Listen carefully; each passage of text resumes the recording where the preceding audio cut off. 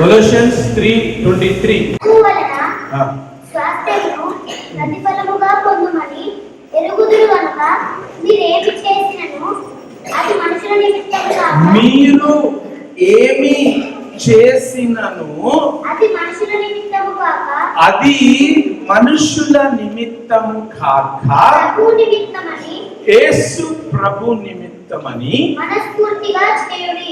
మనస్సు పూర్తిగా చేస్తే ప్రతిఫలము ఎక్కడి నుంచి వస్తుంది? ప్రభు వలన స్వాస్థ్యమును ప్రతిఫలముగా పొందుమని ఎరుగుదురు గనుక ఏమైతుంది? ప్రభు వలన స్వాస్థ్యము అన్ని కూడా ప్రతిఫలముగా మనము ప్రభు దగ్గర నుంచి పొందుకుంటామంట. ఎప్పుడు పొందుకుంటాం ప్రభు దగ్గర నుంచి? ఎప్పుడైతే నువ్వు ఏదైనానో మీరు ఏమి చేసినను అది మనుషుల నిమిత్తము అది మీ ఫ్రెండ్, మీ మమ్మీ, ఆంటీ గురించి కాదు, కానీ ప్రభు నిమిత్తమని యేసు ప్రభు నిమిత్తమని మనస్ఫూర్తిగా చేయుడి. మనసు సగంతో కాదు, మనసు లేకుండా కాదు, తిట్టుకుంటా కాదు, తన్నుకుంటా కాదు, ఏడ్చుకుంటా కాదు, మనసు పూర్తిగా ప్రభు కోసం చేయాలట. ఏ పని చేయాలి మనం? ఏ పని చేయాలి? మీరేమి చేసినను ఏ పని చేసినా, రాళ్ళు తీసుకొచ్చినా, ఉసుక పట్టుకొని వచ్చినా, తవ్వుతున్నా, చెట్లకు నీళ్లు పోస్తున్నా కోసం చేయాలా?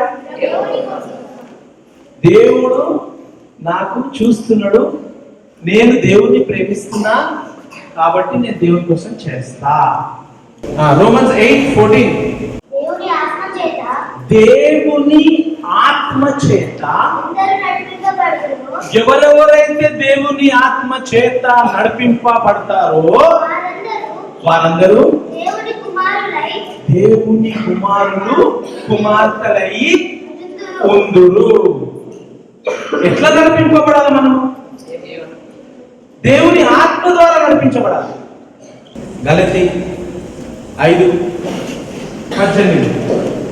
మీరు ఆత్మ చేత నడిపింపబడిన ఎడల మీరు ఆత్మ చేత నడిపింపబడిన ఎడల ధర్మశాస్త్రమునకు లోనైన వారు కాదు. శరీర కార్యములు ఏంటి? శరీర కార్యములు స్పష్టమై ఉన్నవి. స్పష్టంగా ఉన్నాయి. శరీర కార్యాలు స్పష్టంగా ఉన్నాయి. అది ఏదనగా జారత్వము, అపవిత్రత, కాముకత్వము, విగ్రహారాధన, అభిచారము, ద్వేషములు, కలహము, మాత్సరములు, క్రోధములు, పక్షలు, భేదములు, విమతములు, అసూయలు, మత్తతలు, అల్లరితో కూడిన ఆటపాటలు మొదలైనవి. అల్లరితో మీరు ఎగ్జామిన్ చేసుకోండి. రోమన్స్ 8:13 చదువు.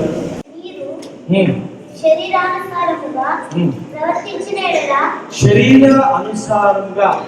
శరీరానుసారం అంటే ఏంటి? చేయొద్దు అనుకుంటా, ఎందుకు చేస్తున్నా అనే విషయాలు. మీరు శరీరానుసారముగా మీరు ప్రవర్తించితే చావవలసిన వారై ఏమైతుందంట? చావవలసిన వారైపోతారంట. కానీ ఆత్మ చేత శరీర క్రియలను చంపిన ఎడల శరీర క్రియలను ఏం చేయాలా? చంపేయాలా. దేవుని ఆత్మ చేత కానీ దేవుని ఆత్మ చేత ఎందరు నడిపింపబడుదురో ఎవరెవరైతే దేవుని ఆత్మ చేత వారందరూ దేవుని కుమారులై ఉందురు. ఏలయనగా మరలా భయపడుటకు మీరు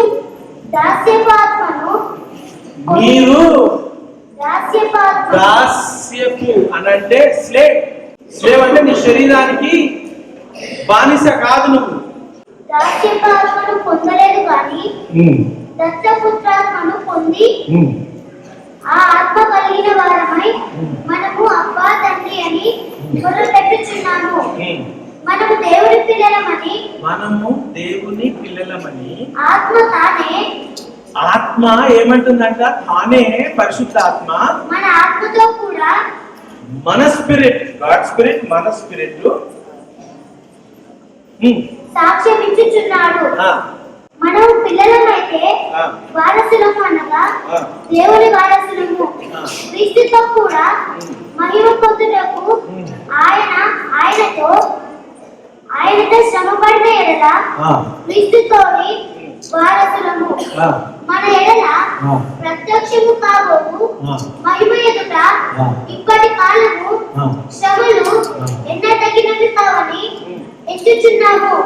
దేవుని కుమారుల ప్రత్యక్షత కొరకు, దేవుని కుమారుల ప్రత్యక్షత అంటే దేవుని పిల్లలు కనపడడం కొరకై సృష్టి అంతా మిగుల ఆశతో దేవుని కుమారులు ఎక్కడున్నారని సృష్టి అంతా మిగుల ఆశతో చూస్తా ఉంది. హల్లెలూయా. ఏది చేసినా కూడా యేసు ప్రభు కొరకు చేయాలా? అర్థమైందా? మనుషుల నిమిత్తము కాక